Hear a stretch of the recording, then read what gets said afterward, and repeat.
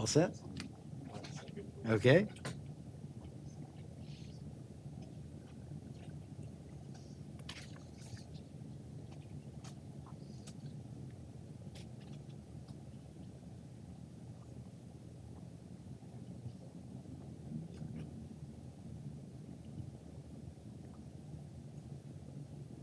Thank you.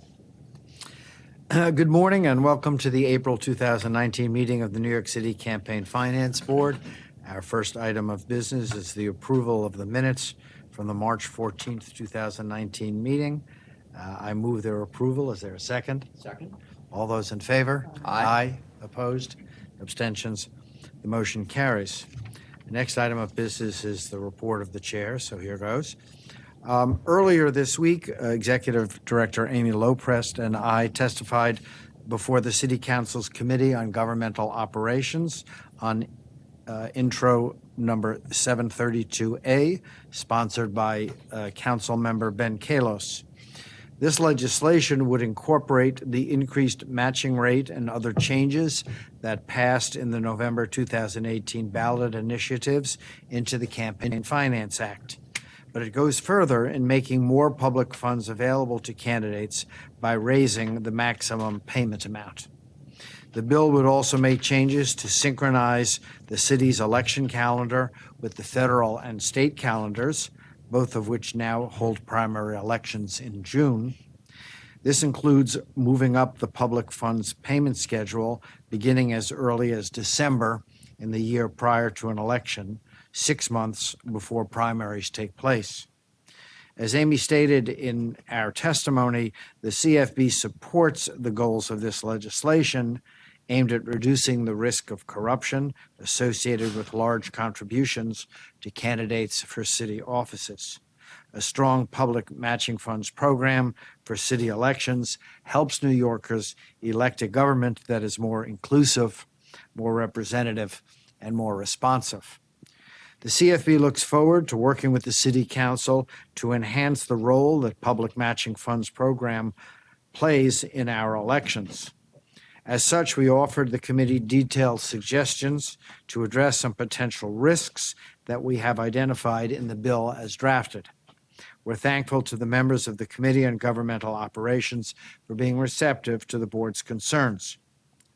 Last month, Amy and I were invited to testify in Albany before the State Senate Elections Committee. We highlighted the positive and substantial role that public financing has had on city politics over more than 30 years. I am pleased to report that the state lawmakers agreed to create a commission to recommend a statewide public financing program. The commission is required to report its recommendation, which will be binding before the end of 2019. Binding, that is, unless the state legislature overturns it. You can read the testimony that we delivered at each hearing by visiting the CFB's website, nyccfb.info, under the News and Media section. I'll now turn to our Voter Assistance Advisory Committee Chair, Naomi Zouderer, for her report. Thank you, Chair Schaefer. Since this is my first meeting since the citywide special election for public advocate was held in late February, I'll start by providing a brief update on that. A little more than 400,000 New Yorkers, or 9% of registered voters, cast a ballot in this election. Through its NYC Votes campaign, the board played a significant role in providing educational materials about the office and informing the public about the candidates on the ballot.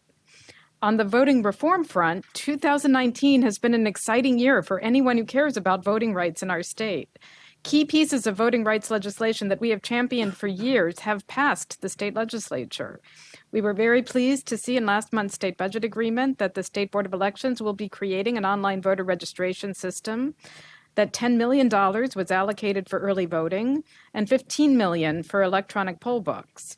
Thanks to these commitments from Albany, we are hopeful that city voters can look forward to a more streamlined and convenient voting experience very soon. All of this activity has us celebrating, but it also has us asking, what's next? The Voter Assistance Advisory Committee held a productive meeting earlier this month to provide an update to committee members, voting rights advocates, and election experts, specifically focused on the implementation of early voting. The committee is preparing a letter to the Board of Elections outlining the questions and concerns raised during that meeting. Finally, an update on elections still to come in 2019. On May 14th, there will be a special election to fill the 45th City Council seat in Brooklyn that was vacated by the new public advocate, Jumani Williams. On June 25th, there will be primary elections, Queens County District Attorney, City Council District 45, and other offices. And then a general election will be held on November 6th. And with that, I will turn to Executive Director Amy Loprest for her report. So the staff is busy getting ready for all of the elections that the chair of the VAC committee, Zatter, just outlined. Busy time, first time that there will be city primaries in June. So we're busy getting ready for those and busy getting ready for the 2021 elections, implementing all the changes that were passed in the Charter Revision Commission and the anticipating possible changes in the act from the city council legislation. And last week was the first disclosure statement for the Council District 45 special election. So later in this meeting, we will be proposing payments for candidates in that election. Thank you. The next item on our agenda is to announce campaigns that have been found to be in compliance. The following candidates from the 2017 elections have completed the post-election audit process without any violations and penalties assessed by the Campaign Finance Board. The board recognizes the diligence of the candidates and their campaign staff in running campaigns that maintain compliance with New York City's campaign finance law. Those candidates are Ronnie Cho, a candidate for City Council, David Eisenbach, a candidate for Public Advocate, Carrie Lynn Gordon, candidate for City Council, Jeffrey S. Mailman, a candidate for City Council, Bill Perkins, candidate for City Council, Rafael Salamanca Jr., candidate for City Council, and Frank Spotorno, a candidate for City Council. In that connection, I'd like to note that our audit process is ahead of where we were 4 years ago as a result of some efficiencies that we've implemented, and we maintain as our goal to try to finish all of the audits from the 2017 election cycle before the calendar year in which the 2021 election takes place. We have 3 matters before us today on recommended penalties for campaigns or for candidates, one of whom will be appearing, and so we'll turn to that appearance now. Mr. Charles Cooper, if you would have a seat at the table. Our campaign staff, Campaign Finance Board staff will be at the other table. Mr. Cooper, our procedure is very simple. The CFB staff will make a very short introduction, just teeing up what the issue is before us today. They don't make much of an argument at that point. We'll then turn to you for whatever you'd like to say. There may be some questions and back and forth. At the end, we might ask the CFB if they have any response. If anything new comes up, we'll give you another shot at it. So we'll start with their brief introduction, and then we'll turn to you. Good morning, Chair Schaefer, Executive Director Loprest, and members of the board. My name is Cameron Ferrante. I'm an Associate Counsel for the CFB, and with me today is Celia Liang, a CFB Auditor. Before the board is the matter of the Charles Cooper campaign in the 2017 special election for City Council District 9. The candidate was a participant in the program but did not receive public funds. CFB staff recommends that the board find that the campaign committed the following 10 violations of the Act and board rules and assess penalties according to the 2013 penalty guidelines. failing to document outstanding liabilities, accepting over-the-limit contributions, failing to report transactions, failing to demonstrate compliance with cash receipts reporting and documentation requirements, failing to demonstrate compliance with reporting requirements for receipts or disbursements, filing a late disclosure statement, accepting contributions from corporations, limited liability companies, or partnerships, failing to document transactions, failing to demonstrate compliance with intermediary reporting and documentation requirements, and maintaining a petty cash fund greater than $500.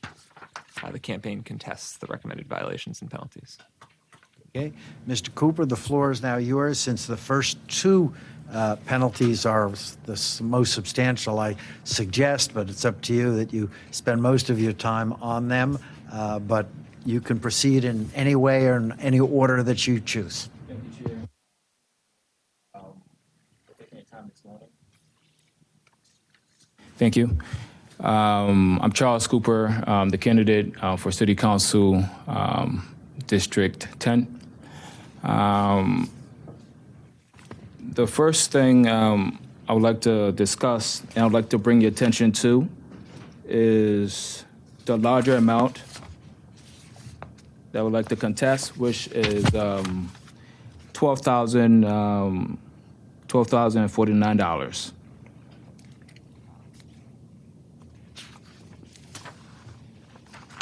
There are three specific persons that they were a contract with. One is Rich Lou Trinity, two is Siddiqui Dunzo, and three is Dash Media. According to the documents here, it's recommended that says, given the lack of details and contrariness supporting documentation, the campaign vendor dispute form is insufficient to demonstrate a legitimate dispute excusing the campaign liability to Trinity. Additionally, because the campaign's September 2018 letter to Trinity was undeliverable, it is insufficient to demonstrate the termination of the contract or resolution of the outstanding debt. So from the first part, just dealing with Trinity, the issue that is presented is with respect to whether Trinity is aware that a letter was sent out to him disputing the charges. I'd like to issue into evidence an acknowledgement email from Trinity stating, as I read, dated Wednesday, April 17, 2019 at 3:53 p.m. Says, Dear Cooper for Council, this is a receipt that I received your letter dated on April 1st, 2018 regarding dispute of charges from February 5th, 2017 to February 14, 2017. As discussed, due to Cooper for Council not able to provide deposit, did not provide the service we agreed upon, therefore have no invoice to submit to Cooper for Council campaign. If you have any questions, please do not hesitate to contact me at 41439-8567, Rich Lou Trinity. You have copies of that or just one? I don't have copies, but Okay. I can. We'll pass it along here, and we'll make copies Okay. when we take a break. All right. I take it that's the letter in full. Yes, that you that's just read. Yes. Regarding Siddiqui Dunzo, the same issue is at play in which there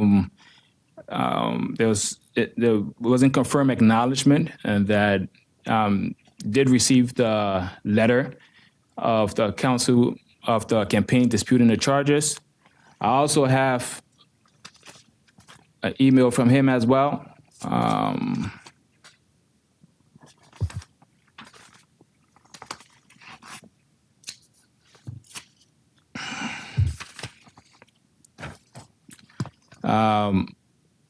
Stated Wednesday, April 17, 2019 at 6:18 p.m. Cooper for Council, please accept this email as acknowledgement that I received your letter on April 1st, 2018. I'm not disputing that the service agreed for February 12 to 14, 2017 was not delivered, and I have no invoice to submit to you. I can be reached at 343-313-5568 for questions or concern. Siddiqui Dunzo.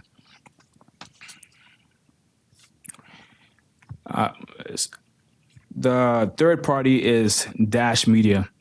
And it's one of the situations that I've tried to reach out to Dash several times. According to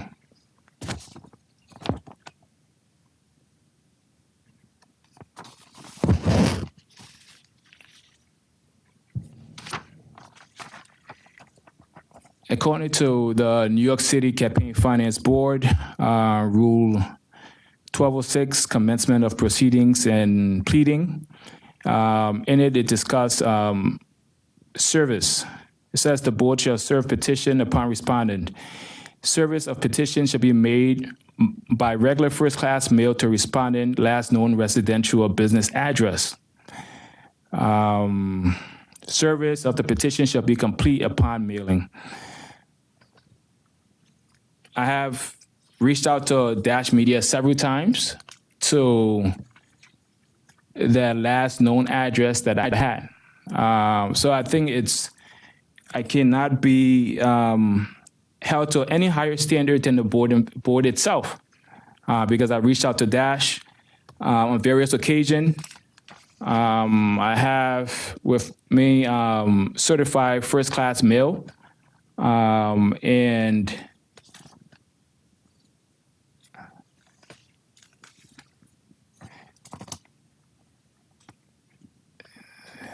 one of the mailing dated on October 2nd, 2018, was delivered successfully to Dash. And the letter to Dash stated, Dear Donette Dunbar, Cooper for Council campaign is disputing the invoice charges from September 1st, 2016 to March 1st, 2017, due to irregularities in the charges of service provided and deliverable listed in the invoice lacks specificity. Additionally, the scope of the service provided did not fulfill the agreed parameters. Please provide documents immediately, along with invoice that state in detail the scope of the service provided from September 1st, 2016 to March 1st, 2017, so we may assess the portion of the agreement was complete. If you fail to respond to this letter, we will consider the debt resolved. This was the letter that was sent out on October 2nd, 2018. Along with it, I have a UPS tracking that said that it was delivered to Dash. And that was one of the agreement in this, that Dash had not responded, and there was, let me carefully read this so I'm not parroting.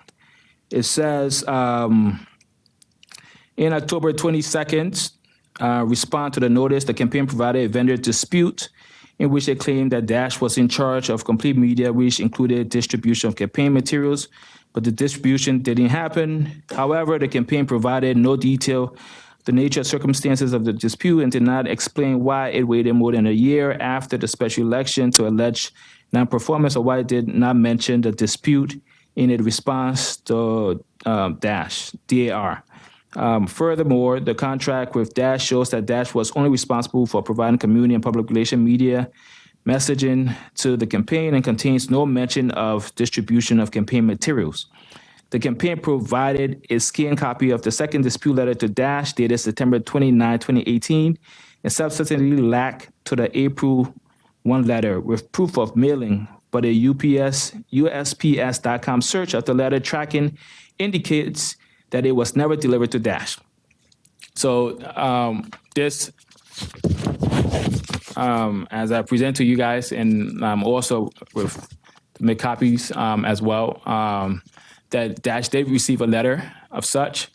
But in addition to the statement made here that UPS search of the letter tracking number indicates that it was never delivered, I also hold that there's an error with UPS online tracking, especially when you go online and get information. And I have proof of that the UPS online tracking, the verification is inaccurate. This is a first-class mail that I sent to New York City Campaign Finance Board, which was delivered, certified receipt, and I went online. And online said status not available. So, and I have other examples of UPS tracking, which I've sent, because this is subsequent letters that I've sent to Dash, asking them for additional information. I'm very lucky that one of the letter went through, and I have proof that it was delivered. But there was others that did send to Dash, and in it, when you look at the tracking, it says status not available. Same thing as the first-class mail that I sent to the New York City Campaign Finance Board, and they received the information. So the argument here that because one of the letters I sent to Dash, they went online and they couldn't find that it was delivered, doesn't prove anything at all. So that's my argument for that. This is very helpful. Let me back up for a second and ask you a couple of questions. Sure.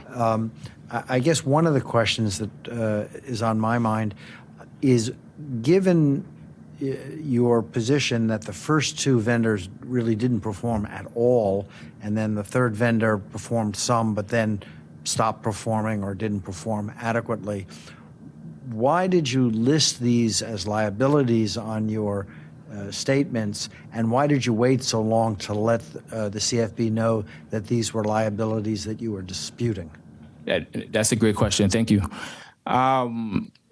We were told to enter every document that we have in our in our warehouse, every document, because we did not want to be held in compliance for any information or any paper that we signed to not be shared with the Campaign Finance Board.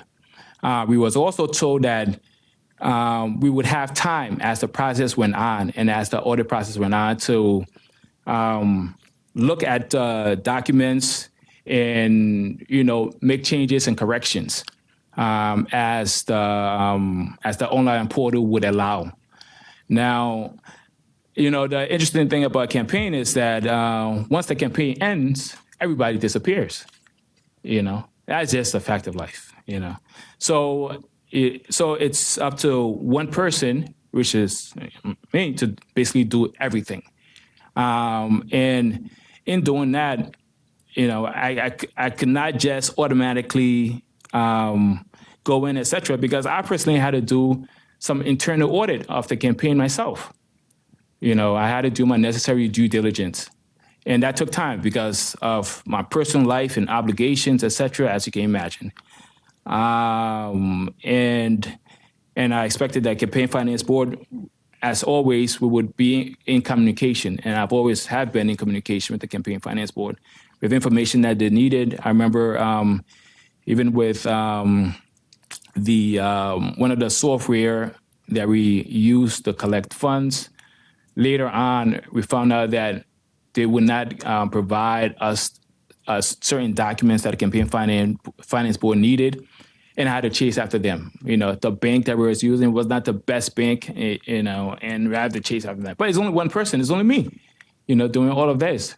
So I think, the reason it took such a long time because it was one person doing a job that's, I would say, is for two or three persons.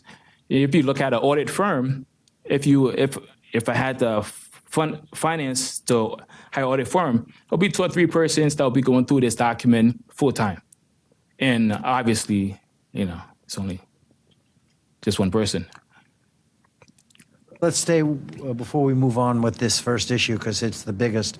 Are there other questions by members of the board? In terms of, am I right that as to Dash, that Dash is operated by the wife of your campaign manager?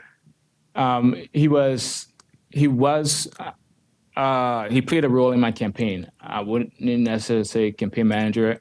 I think at one point he was a representative of the campaign, if that's the right terminology. And my question is do you still have a relationship with that person? No. Has there been a falling out or just lost touch? Well, this is the same reason, we're here, because we have a disagreement, that, we don't have a meeting of the minds.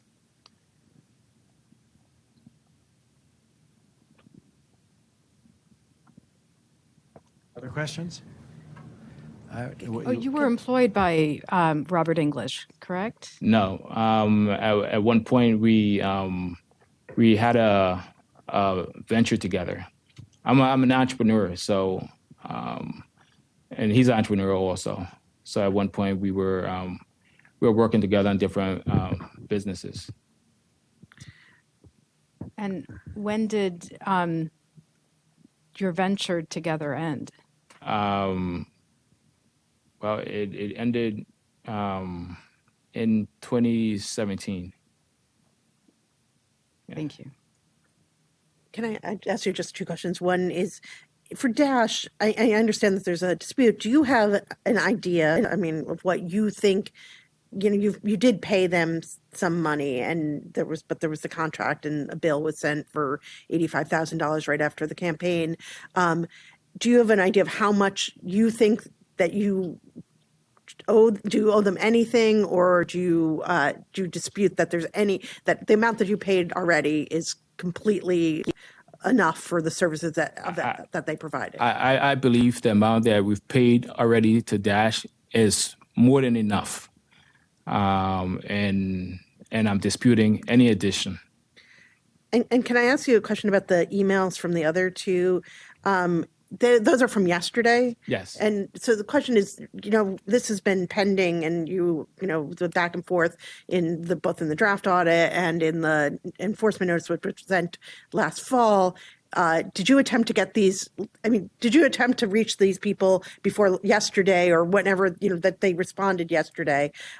Because it's that you were asked about the same issues in the draft audit report and in the notice of penalties that was sent last summer, really, and that you responded to in the fall. Yeah, I was under the assumption that they did receive the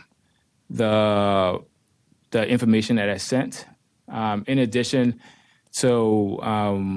seeing folks on the street and giving them the paper and letting them know, hey, because this is, a campaign like this is a community campaign, so most of these people you see anyways on the street.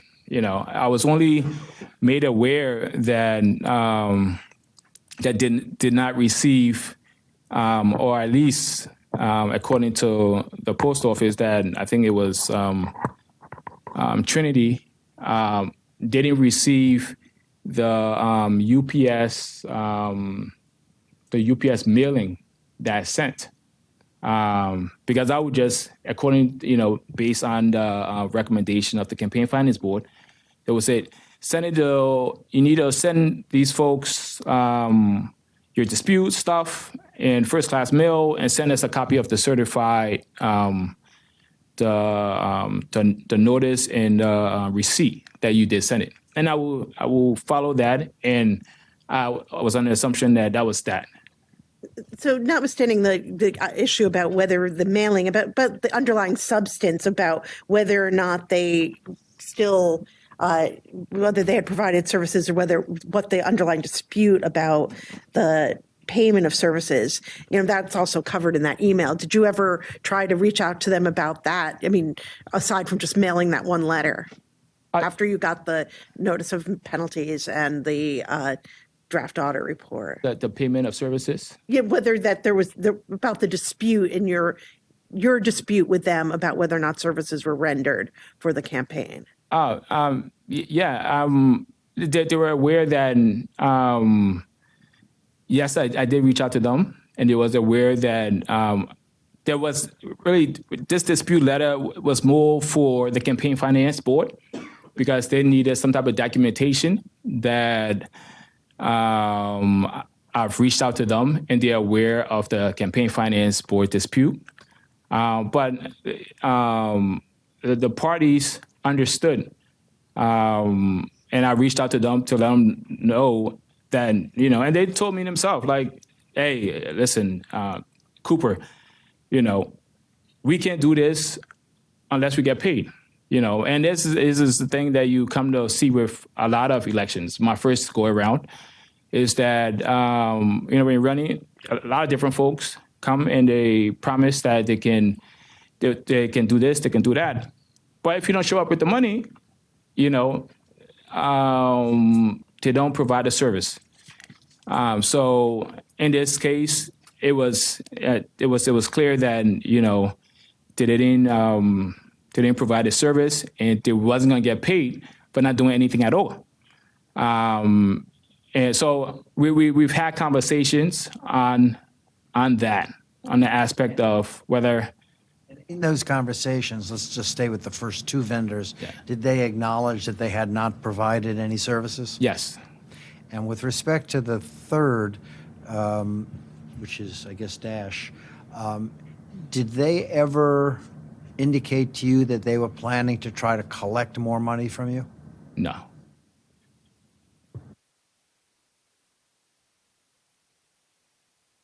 All right, you want to move on to any other issue? Yes.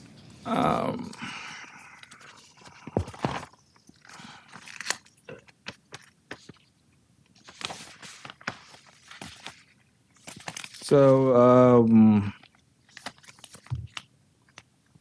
my next issue, subsequent issues, I'd like for the board to take into consideration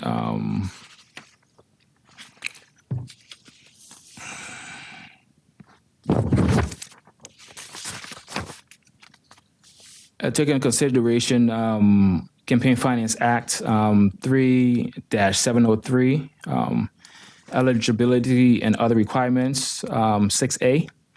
It states any rules promulgated by the board to require that disclosures reports submitted pursuant to this chapter be submitted in an electronic format shall provide exemptions for small campaigns as defined by board rules, and for other campaigns that demonstrate that submission in an electronic format would pose a substantial hardship.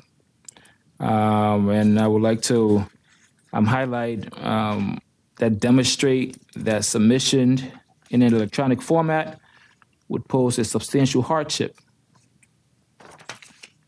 Which penalty are you addressing at this moment? The additional penalties, because they all fall into All of them, okay. into that.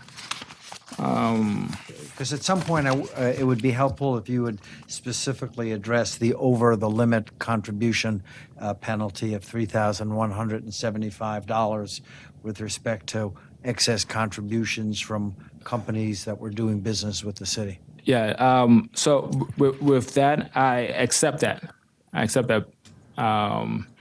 I will not be addressing that. That I accept. Thank you for clarifying that. Yes, my campaign, we agree. We do owe that amount, and where we will work on raising money in order to be able to pay that back. So as I move forward with 3, failing to report transaction. And that's for $71. It states the campaign failed to report $3,570 in transaction that appears on the bank statement and other documentation provided. Some of these things, especially for the lower small charges, you really can lump it together. So because I don't want to, waste your time also. If I can lump together number 3. What's your compliance? 4, 5.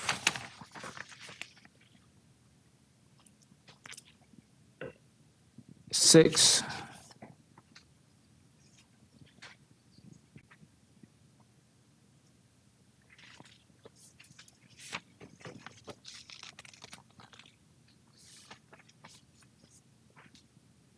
Eight.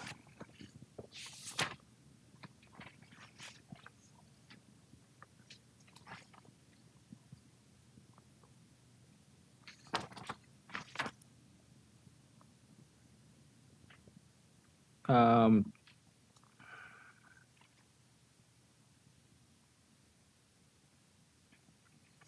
and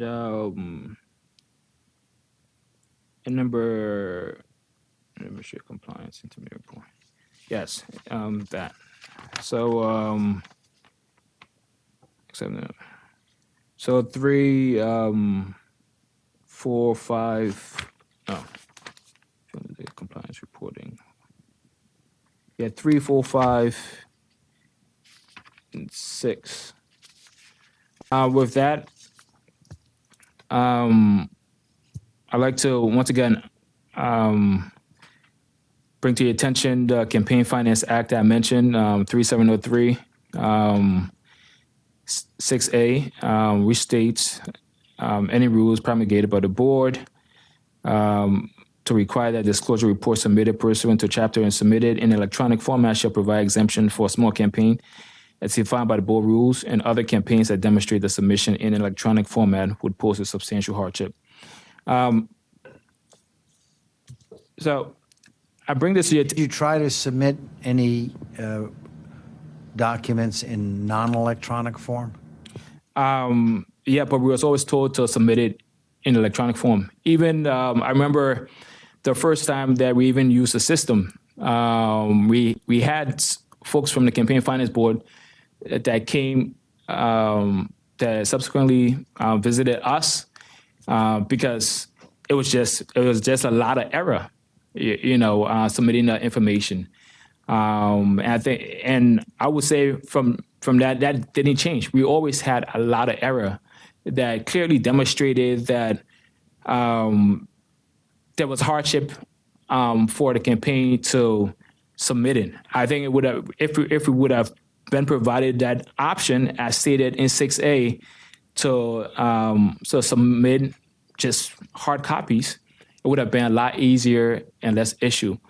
So and because it was, I think part of it also is respect to the, the training. The special election was very fast, right? So it took place February, like second or third week in February. I think it was February 14, if I'm not mistaken.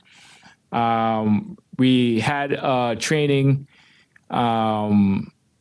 in January, the first week of January, which had to be postponed to the end of January. So any type of technology, it takes a while for anyone to be able to adapt to it. And this is if this was a sophisticated campaign with the bells and whistles, that's one thing. But this is a grassroots campaign, and I think we fit right into this exemption here, in which we were provided the opportunity to provide paper copies instead of electronic, even though over and over saw we had an issue is something that we took steps, even from the very beginning when I decided to run, which this was in September. I reached out to the Campaign Finance Board because I was hoping to, at least get a head start as someone new. But I was told that, well, the board haven't decided on the rules yet, and there's only so much we can. There's only so much help we can provide yet. I was provided a rep from the Campaign Finance Board, but my rep was very new also. I think he was employed maybe a month in, so he was learning as well. So we're all learning together, And in that, it caused a lot of the issues, even with what I mentioned regarding the one of the app we used. And if I knew that, we're never going to use the app, because when it came to actually getting information that the board needed with respect to who donated and so forth, we couldn't get that information, and it's a lot of back and forth, etc. So, so with those points that I mentioned, I believe it fits into the Campaign Finance Act 307 or 36A. And because of that, and because the campaign finance staff failed to provide us another option of providing them the information. Did you make a formal request or any request, specific request to have an alternative form of filing? Yes, because Recall when you did that? Is there any record of that? Not to my knowledge. I've never seen any contact record or any other requests like that. yeah, a lot of conversations was with Julian, and as I mentioned before, even during our first submission of the of our documents, I forgot the date. It must have been in maybe in January. I don't remember the exact date, but I know it was before the election. Before the election, everything was messed up. That even the I think we may have records of that, but the attorneys from the Campaign Finance Board came to visit us, just to make sure that, we knew what we were doing, and they went over all these errors and so forth that we made in the system, et cetera, et cetera, et cetera. So, it's, we're learning the system, we're being taught the system, and we have to provide the information to it. And as you can see, there were different folks that were assigned the task of submitting in the information. So because it's a grassroots campaign, as one person commented, they realized that, they have to submit in this information and they can't do it. And we don't have the money to pay, capable staff. And, I'm thankful for people that volunteer for my campaign. But when they make all the mistakes and the Campaign Finance Board comes in and see that, we need training, and this method of submitting in the paperwork doesn't fit us, because, this for a lot of the folks that volunteer for my campaign, this was the first time ever even entering anything into the computer. And even though I requested that they go through the training, they did, I think your record will show that there were several folks from a campaign subsequently that went to the training so they can help out to put information into the computer, but the same error persisted. Got it. I think we have your point on documentation, but there are two further penalty recommendations that don't relate to documentation, and I was wondering if you could just briefly address them. One is number 7, accepting contributions from corporations, limited liability companies, or partnerships, and the other is number 10, maintaining a petty cash fund greater than $500. Those are substantive violations, not documentation violations. Do you want to briefly address them? Yeah. There's also number 2, accepting over the limit contributions. But he said Yeah, he's conceded second. that one Oh, already. sorry. Yeah. So 7 and 10. Yeah. So 7. Once again, 7 is 7. It was a error on my campaign because we received checks that we thought were individual checks, and we placed it into the into our account, and those folks that wrote the check, I'm assuming they didn't realize. Oh well, this was our error. Plain and simple. This was our error.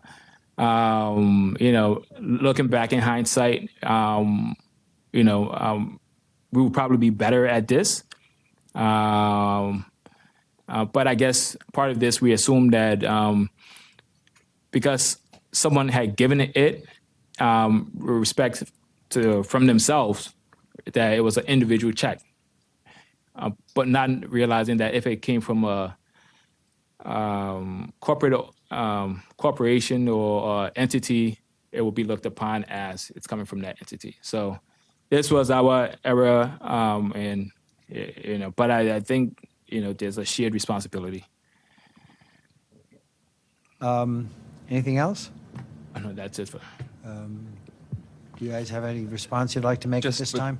Yeah, with respect to the last thing that was discussed in depth, the documentation issues and the training, 37036A is really an exemption for people who are statutorily small campaigns, which are campaigns that raise and spend under $1,000, or campaigns which have or can demonstrate an actual substantial hardship in using or filing electronic reporting and documentation.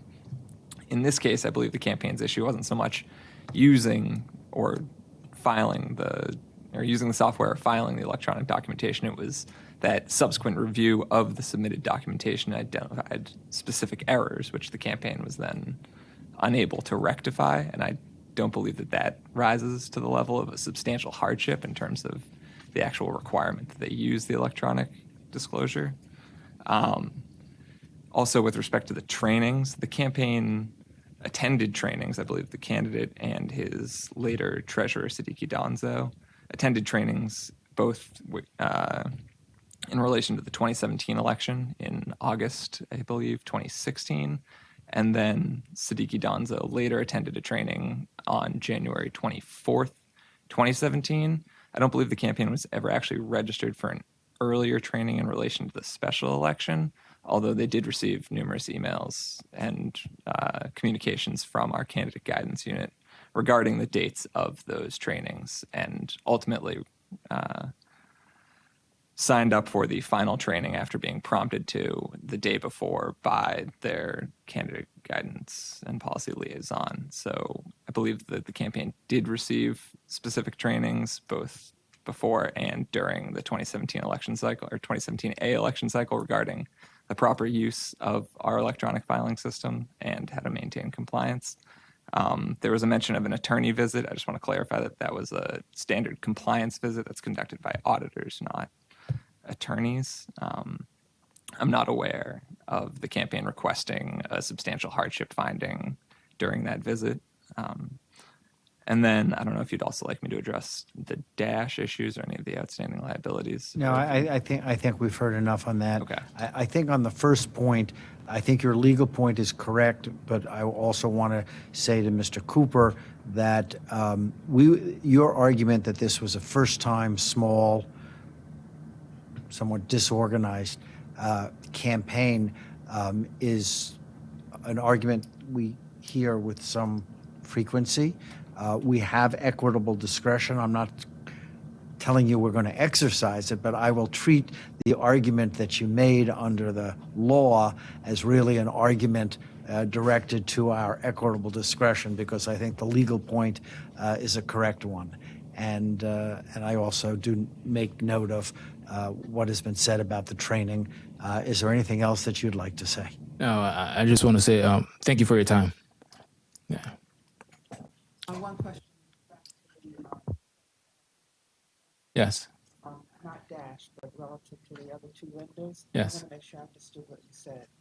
Did you say that they weren't providing the documentation because they would only do it if they were paid? They weren't providing the services. Yeah, they didn't provide the services. Yeah, so therefore they didn't have an invoice to submit. But I still am not clear, because you requested through UPS, et cetera, that they provide the documentation. Yeah. They did not provide services. Is that right? Yeah, so through UPS, I sent them a letter stating that we were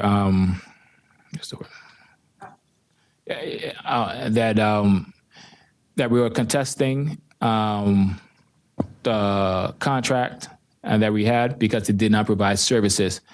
But if they feel that we're wrong, provide us with an invoice, They did not provide. which they did not provide. Right, so I'm trying to understand how we got from that circumstance to your getting those letters yesterday. Oh, so with the letters here, because the attorney had provided via email to me 2 days ago. What's it? Yeah, 2 days ago. The documents, and as I went through the documents yesterday, because I didn't have time to actually go through it in its entirety the day that it was sent to me. So I actually went through it yesterday, and some of the points that I saw that I said to myself, "Oh, this is what they're saying, that we don't have proof." I reached out to the folks and said, "Hey, listen, they say you guys didn't get this. You need to send me an email, because they're saying you didn't get it, and because of that, I'm being held liable for that." And they wrote an email as shown here. One, I think it was at 3, and the other at 7, to that effect, that they did receive it. All right. Well, we're going to go into, we're going to go into deliberations now. Chris, would you pick up those documents as we go into the back room, and we will come back after deliberations. Thank you very much. Thank you.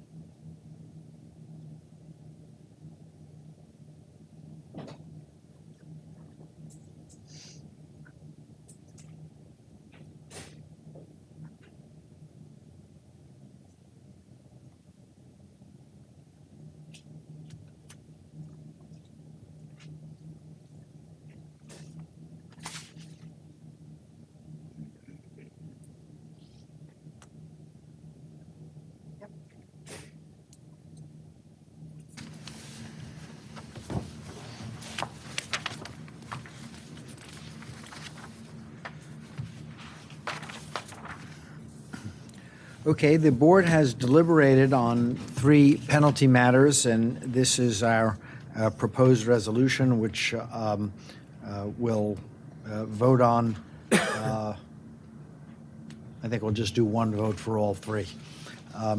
So the first matter, the candidate is Everly Brown, and the board has found or proposes to find the following violations and the following penalties. 1, failing to file disclosure statements, penalty of $5,625. 2, failing to provide bank statements, penalty of $600. And 3, failing to attend a mandatory training program, penalty of $500 for total penalties of $6,725. Next, candidate Charles Cooper. The board finds or proposes to find the following violations with the following penalties. 1, failing to document outstanding liabilities, penalty $1,000. 2, accepting over-the-limit contributions, penalty $3,175. 3, failing to report transactions, penalty $71. 4, failing to demonstrate compliance with cash receipts reporting and documentation requirements, penalty $50. 5, failing to demonstrate compliance with reporting requirements for receipts or disbursements, penalty $500. 6, filing a late disclosure statement, penalty $50. 7, accepting contributions from corporations, limited liability companies, or partnerships, penalty $300. 8, failing to document transactions, penalty $100. 9, failing to demonstrate compliance with intermediary reporting and documentation requirements, violation but no penalty. And 10, maintaining a petty cash fund greater than $500, penalty of $50 for total penalties of $5,296. Third candidate is Allison Tan, and the board proposes to find the following violations and penalties. 1, filing a late disclosure statement, violation but no penalty. 2, late reporting of transactions in daily pre-election disclosure statements, penalty $100. 3, making impermissible post-election expenditures, penalty $615 for total proposed penalties of $715. I will move the approval of the preceding findings and penalties. Is there a second? Second. All those in favor? Aye. Aye. Opposed? Abstentions? The motion carries. So we are now done with item 8 on our agenda for concerning penalties. Moving on now to proposed rulemaking, and I will ask the board's general counsel to make a brief presentation on this matter. Good morning. My name is Hillary Wiseman. I'm the General Counsel for the New York City Campaign Finance Board. Today, the board will vote on proposed amendments to the board rules regarding disclosure, contributions, expenditures, public funds payments, disclosure of independent expenditures, and various other aspects of the campaign finance program. These amendments are being made to clarify and update content to help support public understanding of and compliance with the board rules. The proposed rules also include certain plain language revisions and reorganization of the text. Pursuant to Section 1043 of the New York City Charter, these proposed rules will be published in the City Record, and after a 60-day public comment period, the board will hold a public hearing for anyone who wishes to testify. Thank you. We'll move the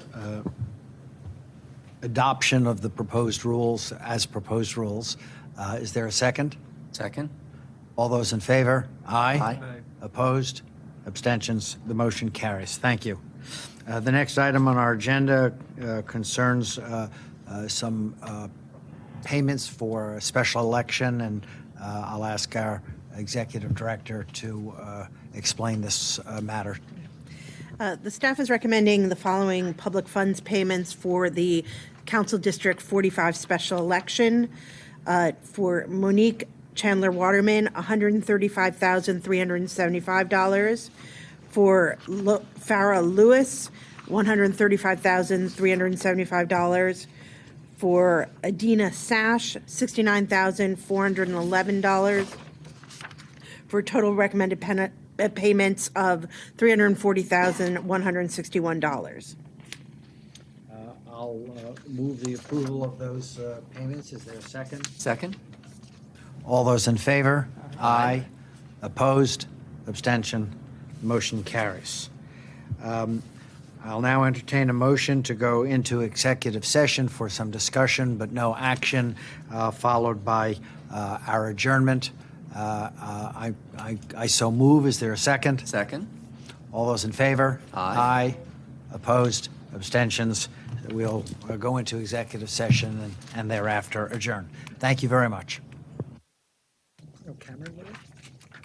I guess I didn't put the, I don't know. I didn't notice that the camera was on. It was I on just earlier. no- I just- It was on earlier. Oh, I was guess. it?